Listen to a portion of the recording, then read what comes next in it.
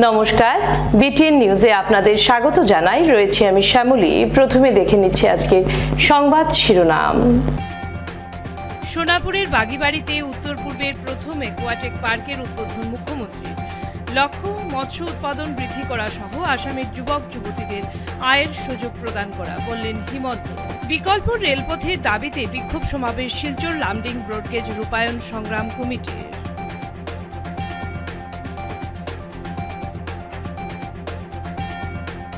Katigorah central হাসপাতালে প্রসূতির মৃত্যুর ঘটনায় 2 চিকিৎসক সহ আটক 4।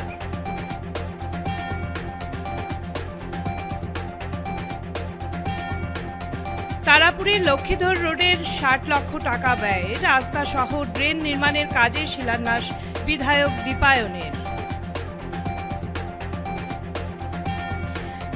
শিলচর মেহেরপুরে বিজেপির নেতা কর্মীদের উদ্যোগে সংবর্ধনা কোনাদ পুরকায়স্থকে।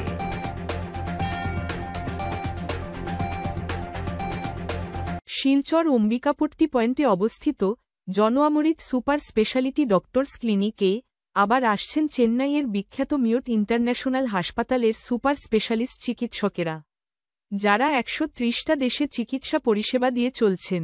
16ই জুলাই আসছেন ডাক্তার প্রকাশম রঙ্গাস্বামী, সিনিয়র গ্যাস্ট্রোইন্টেস্টিনাল ও সার্জিক্যাল গ্যাস্ট্রোএন্টেরোলজিস্ট। 23শে জুলাই আসছেন ডাক্তার সালাহুদ্দিন MM, সিনিয়র নিউরোসার্জন। 30শে জুলাই আসছেন ডাক্তার Shyamkumar G, senior interventional cardiologist. এবং 6ই আগস্ট আসছেন ডাক্তার অরুণ মিত্র S, ক্যান্সার ও হেড নেক সার্জন। ডাক্তার কনসালটেশন ফি মাত্র 1000 টাকা। সিট সীমিত।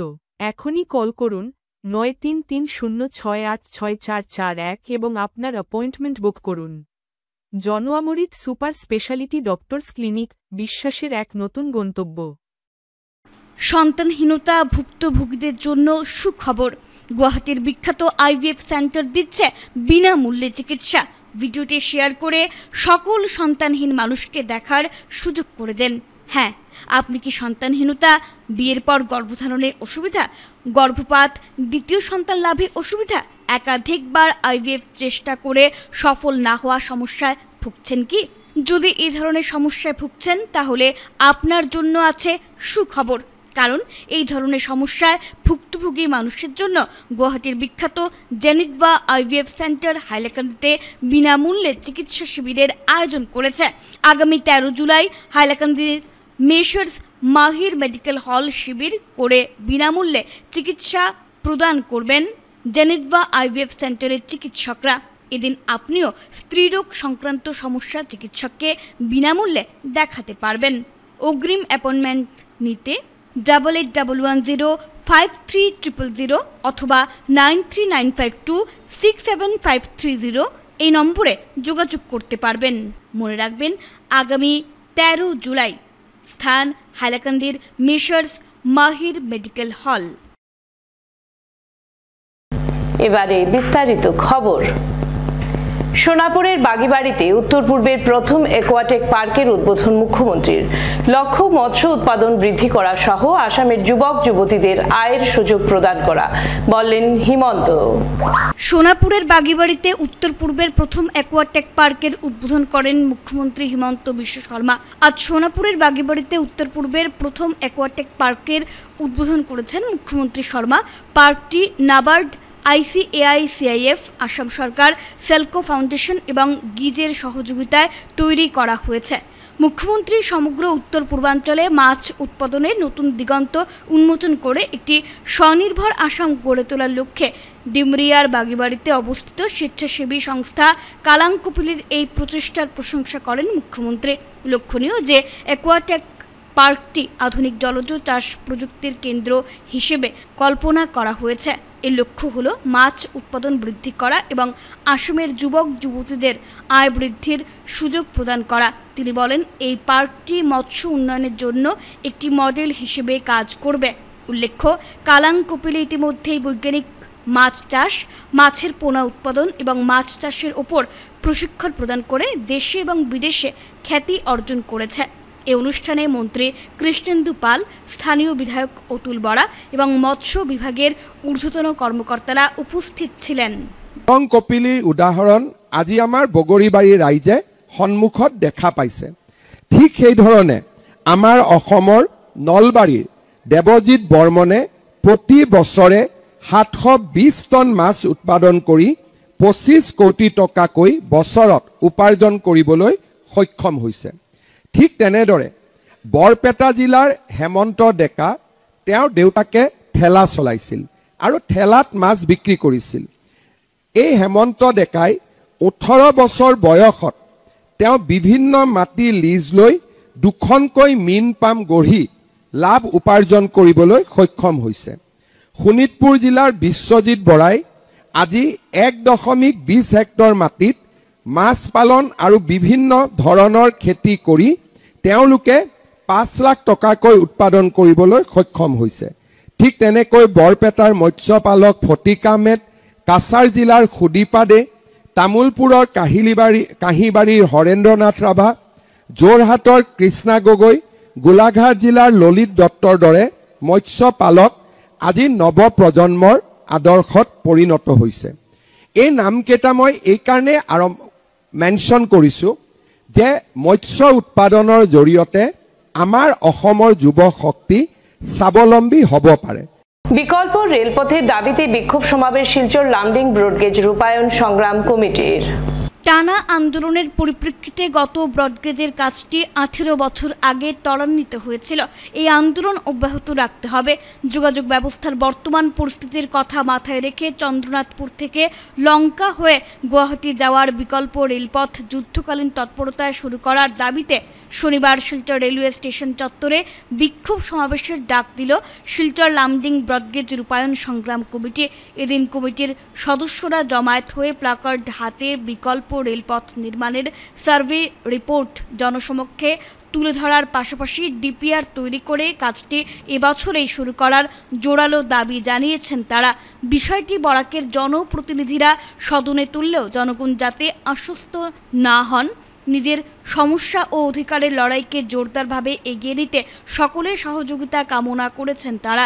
পাশাপাশি আন্দোলনের মাধ্যমে বিকল্প রেলপথ নির্মাণের কাজ দ্রুত সম্পন্ন করার জন্য সরকারের উপর চাপ সৃষ্টি করতে হবে বলেও এদিন জানিয়েছেন তারা।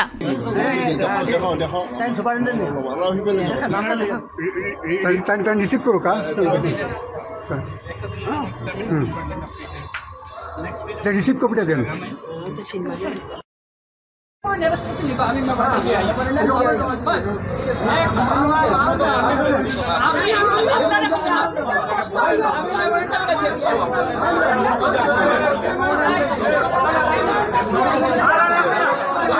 আন্দোলন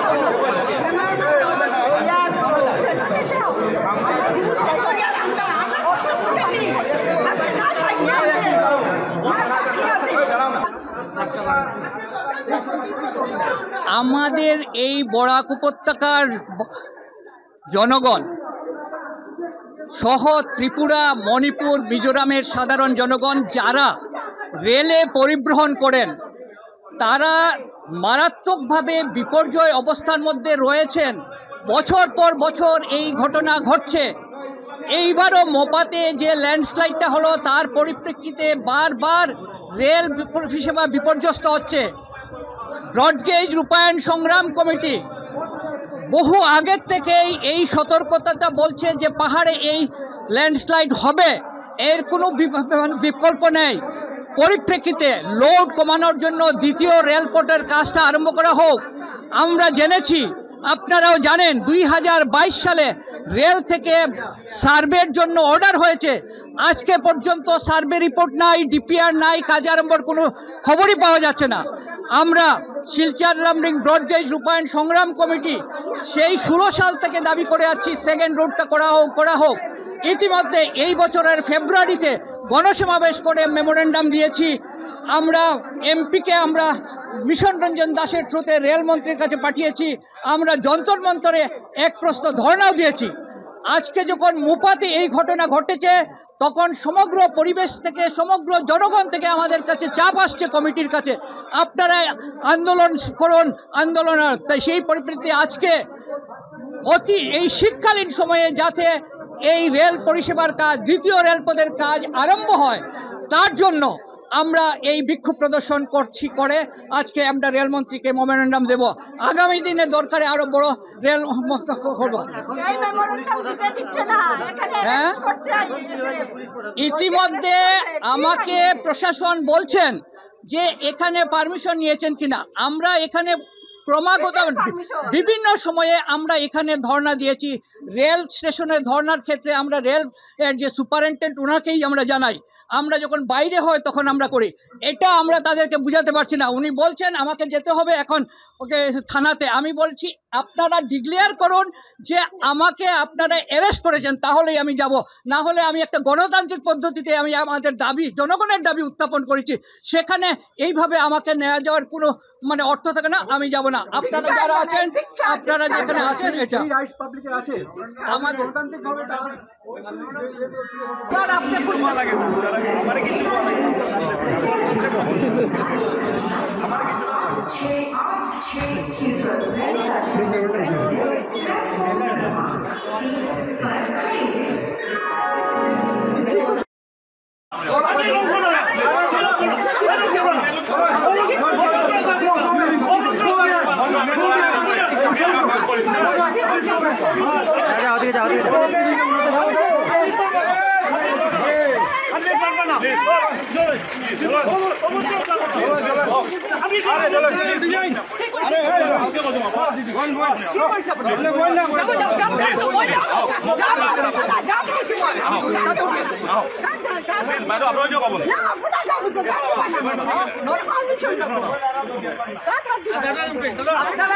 সাংবাদিকরা আপনাদেরকে বলছি আমাদেরকে অ্যারেস্ট করা হয়েছে।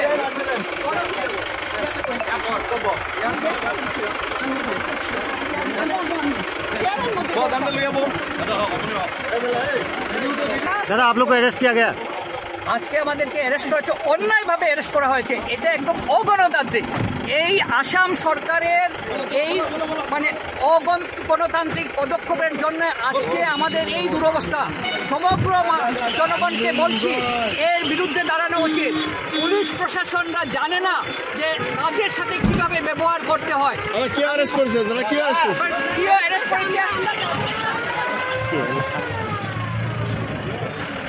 সেন্ট্রাল হাসপাতালে প্রসূতির মৃত্যুর ঘটনায় 2 চিকিৎসক সহ আটক 4। একজন প্রসূতির মৃত্যুর ঘটনাকে কেন্দ্র করে গতকাল বিকেলে উত্তপ্ত পরিস্থিতি সৃষ্টি হয় কাটিগড়ার চৌরঙ্গী স্থিত বেসরকারি সেন্ট্রাল হাসপাতালে। কালাইন ডিগাবর রোডের বাসিন্দা রমজানা বেগম নামের এক মহিলার মৃত্যুকে কেন্দ্র করে সৃষ্টি হয় এই উত্তেজনা। চিকিৎসক ছাড়াই হাসপাতালের কর্মীরা মহিলাকে অস্ত্রোপচার করার অভিযোগে মৃত মহিলার পরিবারের লোকেরা হাসপাতাল ও কর্মীদের ওপর হামলার চেষ্টা চালান। উপস্থিত হন শত শত লোক। একসময় পরিস্থিতি বেগতিক হয়ে উঠলে নিয়ন্ত্রণে মোতায়েন করা হয় আধা সামরিক বাহিনী। উপস্থিত হন কাছাড় পুলিশের উচ্চপদস্থ আধিকারিকরা। রাতে পরিস্থিতি জটিল রূপ নিলে পরিস্থিতি নিয়ন্ত্রণে পুলিশকে মৃদু লাঠিচার্জ করতে হয়। অবশেষে মৃত মহিলাকে পরিবারের লোকেরা সমঝে নিতে অস্বীকার করেন। এতে চাপের মুখে হাসপাতালের দুজন চিকিৎসক ও দুজন কর্মচারীকে আটক করে পুলিশ।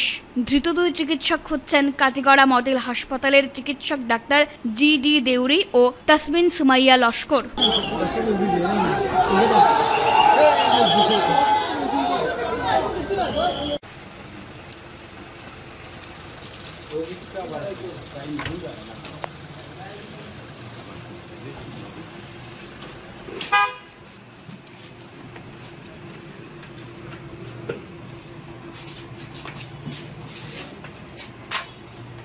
তারাপুরের লক্ষ্মীধর রোডের 60 লক্ষ টাকা ব্যয়ে রাস্তা সহ ড্রেন নির্মাণের কাজের শুভ শিলান্যাস করেন বিধায়ক দীপায়ন চক্রবর্তী।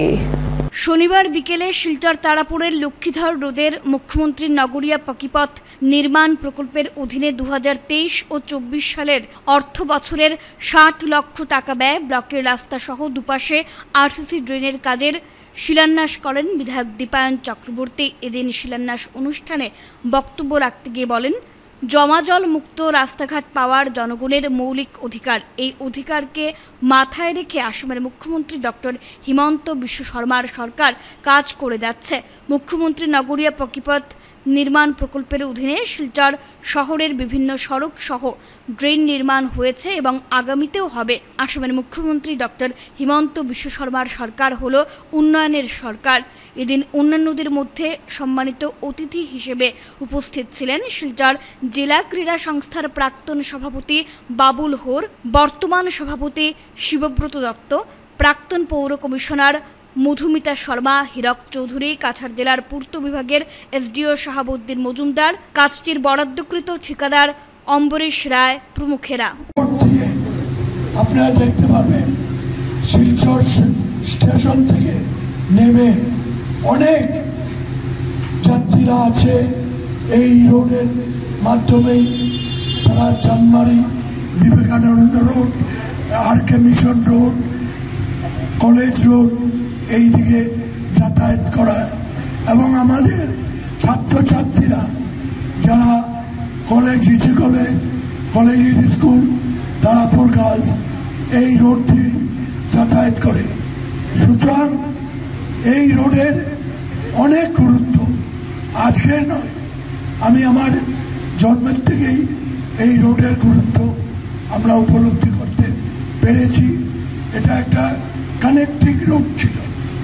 এই রোড দিয়ে সবাই GSDC কলেজ কিংবা অন্যখানে যেত।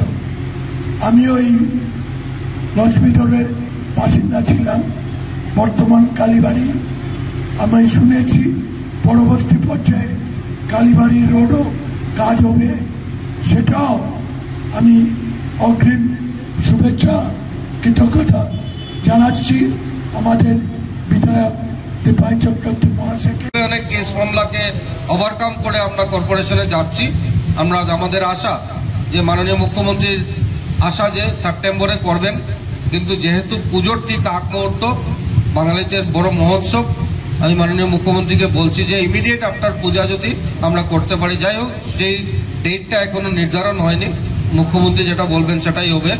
তো আমি এটাই বললাম আপনাদের কাছে যে দল প্রার্থিত্ব দেবে। দলে অনেক আজকে বড় হয়েছে, অনেকে প্রার্থিত্বের জন্য দাবিদার আছেন। তো দল তো একজনকে প্রার্থী দেবে, যাকে প্রার্থী দেবে আজকে যেহেতু সুযোগ পেয়েছি আপনাদেরকে বলার উদ্দেশ্য এটাই যে বিজেপি প্রার্থী যারা হবেন তাদেরকে আপনারা জয়যুক্ত করবেন।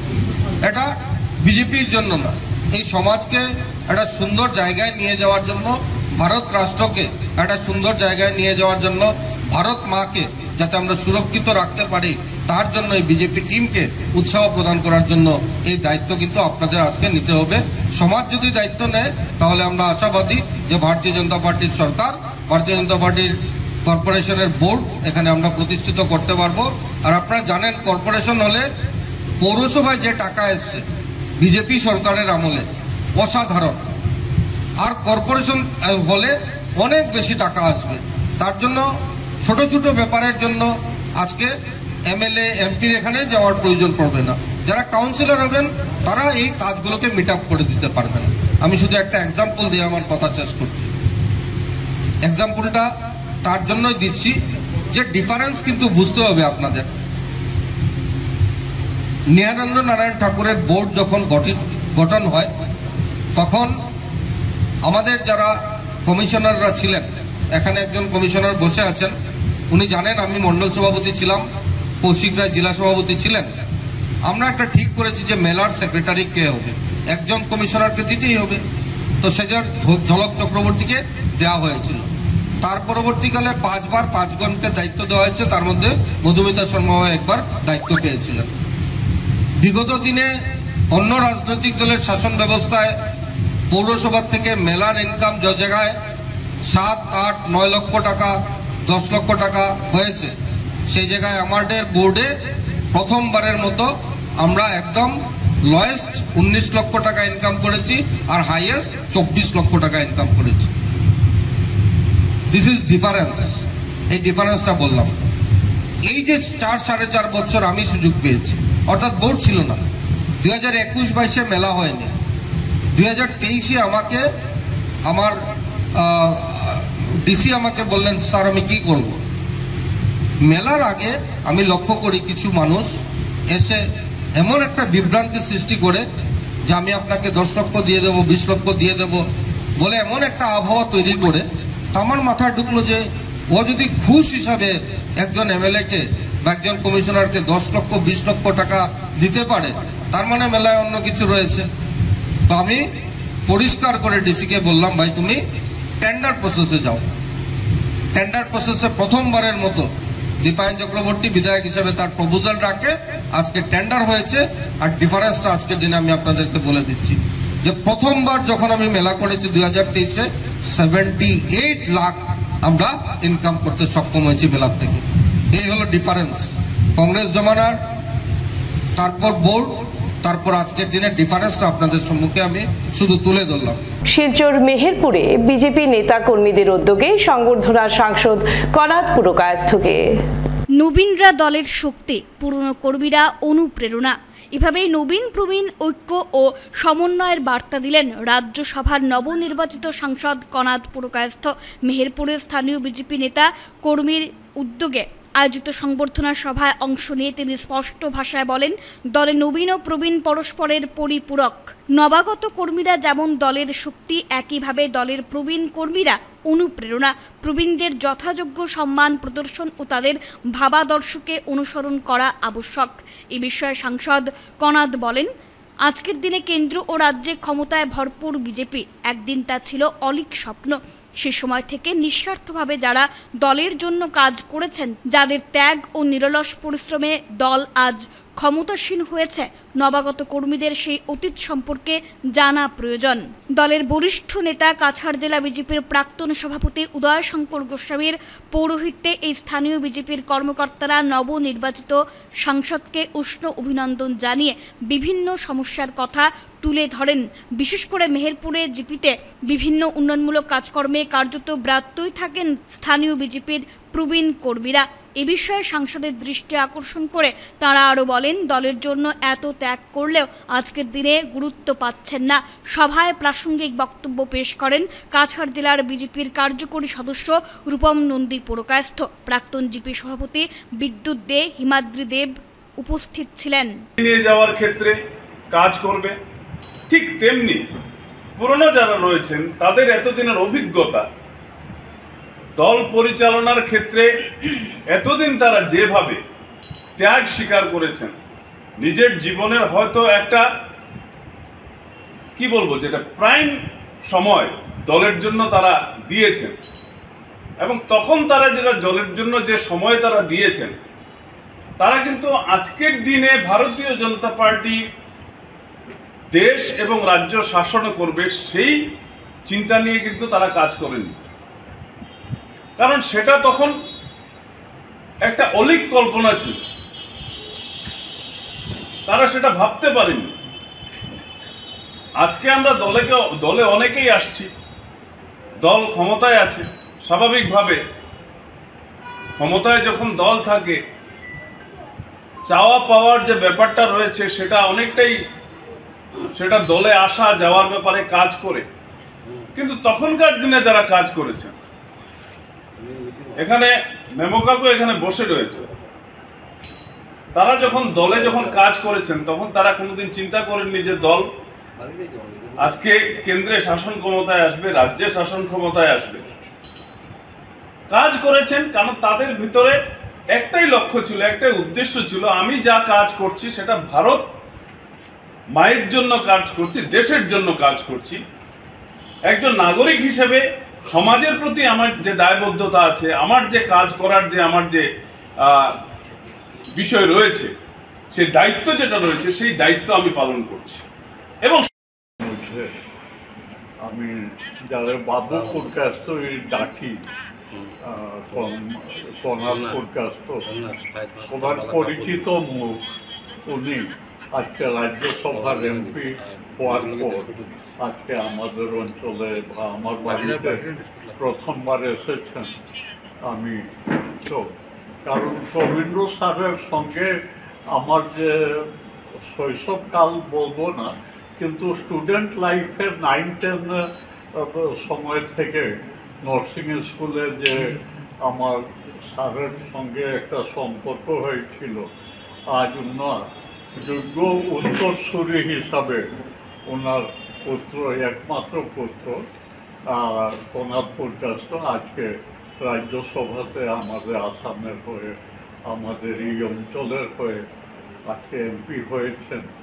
ও আমি একটাই আশা করব, কোনো আমার দাবি দাওয়া এমন কিছু নেই, আমি একটাই আশা করব যেটা ওনার চরিত্রের মধ্যে আমি ওনার স্কুলিং লাইফ না হলেও কলেজ লাইফ থেকে আমি দেখেছি, যেটা ওনার মধ্যে আছে, মানুষের প্রতি সহানুভূতি, মানুষের সঙ্গে সম্পর্ক রাখা, ভারতীয় জনতা পার্টির আদর্শ সবসময় উনি অটলভাবে থাকেন। এবং আমাদের এই অঞ্চলে কয়েকদিন থেকে আমি দেখছি পত্রিকায় এবং ইলেকট্রনিক মিডিয়া, সোশ্যাল মিডিয়াতে উনি এই ব্রডগজ নিয়ে, আমাদের এই শিলচর রাস্তা নিয়ে, এইসব ব্যাপারে উনি বেশ দৌড়াদৌড়ি করছেন, সব যোগাযোগ করছেন যাতে এই অসুবিধাগুলো দূর হয়।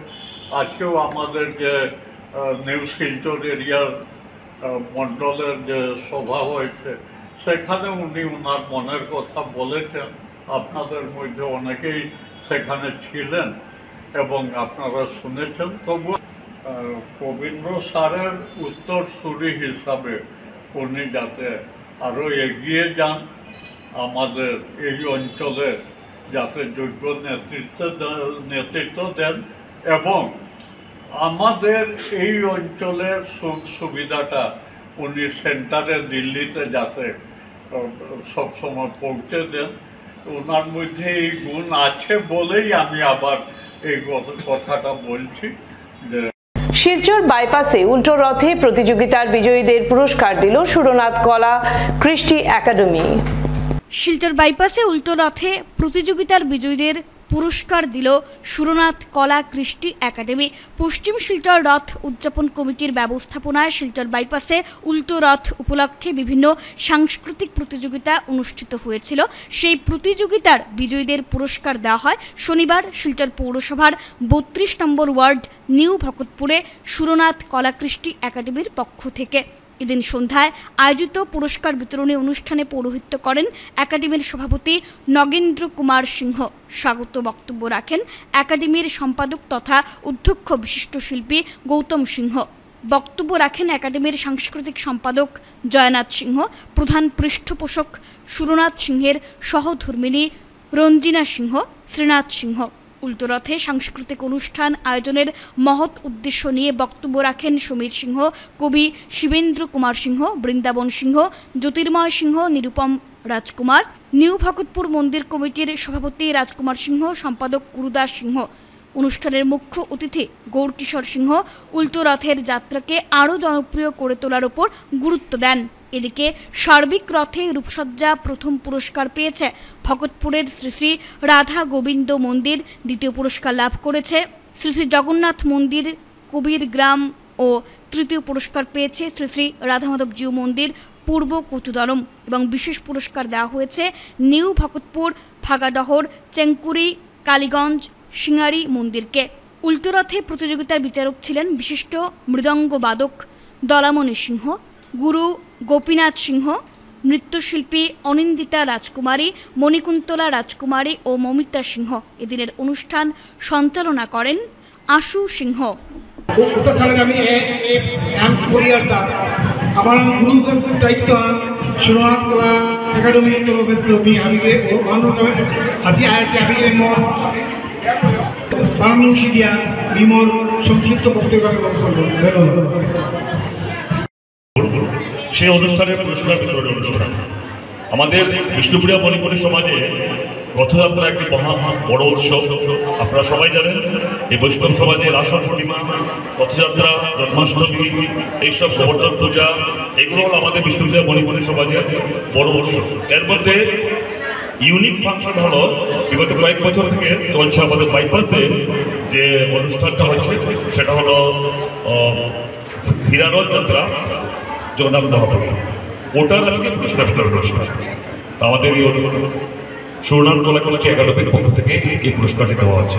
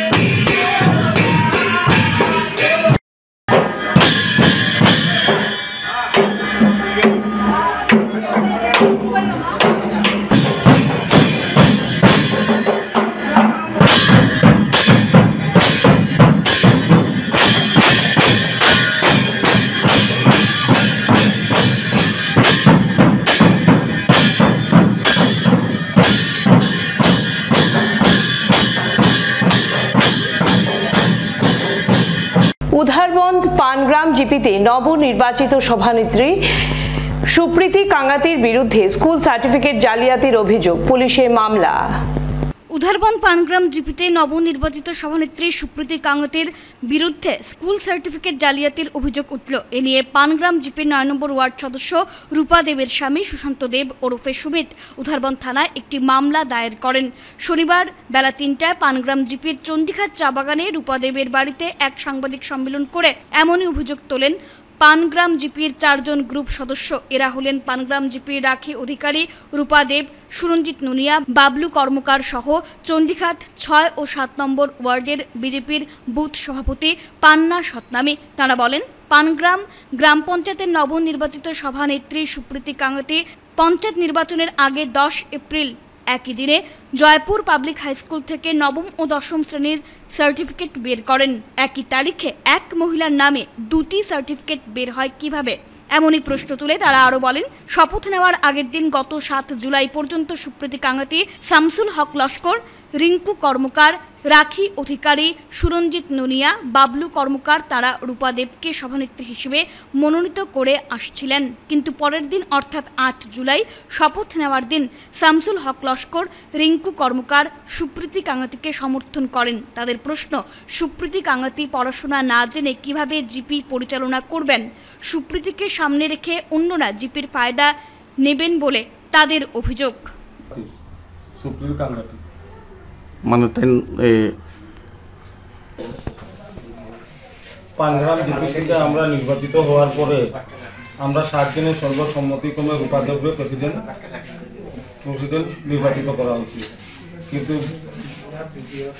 শপথের আগের দিন কিতা হয়েছে জানি না, কিতাব কি পরিবনে তারা হঠাৎ করিয়া আমরা সঙ্গে ছাড়িয়ে দিয়া কংগ্রেসের সঙ্গে মিলিয়া তারা পার্টি বানিয়ে দিয়েছে। আমার নাম রাখি অধিকারী, আমি 38 নং পানগ্রাম 10 নম্বর ওয়ার্ড মেম্বার।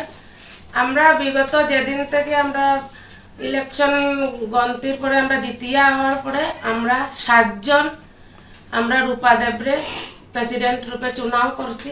কিন্তু অতদিন আমরা সব একসঙ্গে আসলাম এক সহমতে, কিন্তু যেদিন ব্লকে নির্বাচন করা হয় সেই দিন মানে আগের দিন পর্যন্ত আমরা সব এক, এরপরে যে তারা 2-3 জন কেমনে আমরা কাছ থেকে কি বাবদে তারা কিরকম আমরা কাছ থেকে সরিয়ে গেছে এটা তো সরিয়ে গেল। শামসুল হক লস্কর, রিঙ্কু কর্মকার আর সুপ্রীতি কানকাতি। শেষ করার আগে বিশেষ খবর আরও একবার। সোনাপুরের বাগিবাড়িতে উত্তর পূর্বের প্রথম একুয়াটেক পার্কের উদ্বোধন মুখ্যমন্ত্রী। লক্ষ্য মৎস্য উৎপাদন বৃদ্ধি করা সহ আসামের যুবক যুবতীদের আয়ের সুযোগ প্রদান করা, বললেন হিমন্ত। বিকল্প রেলপথের দাবিতে বিক্ষোভ সমাবেশ শিলচর লামডিং ব্রডগেজ রূপায়ণ সংগ্রাম কমিটির।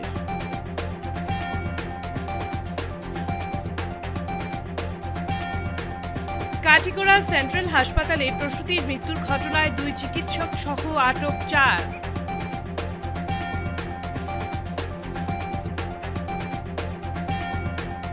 তারাপুরের লক্ষ্মীধর রোডের 60 লক্ষ টাকা ব্যয়ে রাস্তা সহ ড্রেন নির্মাণের কাজে শিলান্যাস বিধায়ক দীপায়নের।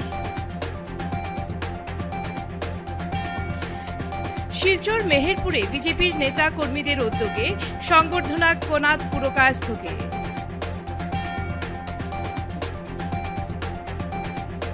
বিটিএন নিউজ আজকের মতো এ পর্যন্তই, ধন্যবাদ।